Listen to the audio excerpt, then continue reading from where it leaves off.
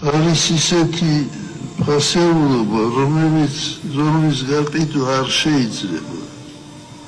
არავის არ აქვს, არც მეფეს, არც პრეზიდენტს, არც პატრიარქს, არავის არ აქვს უფლება გაყიდოს ქართული მიწა, ქართული საბადოები, ქართული მდინარეები, წყაროები.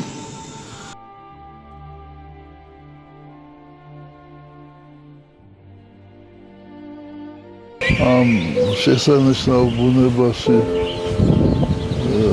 ვიზრდებოდი და მინდოდა სულ პატარა სოფელში, საქართველოში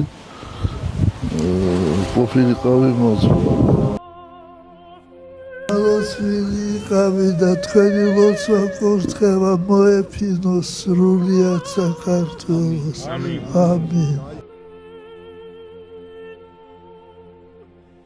საქართველო მიყვარხარ, საქართველო მიყვარხარ.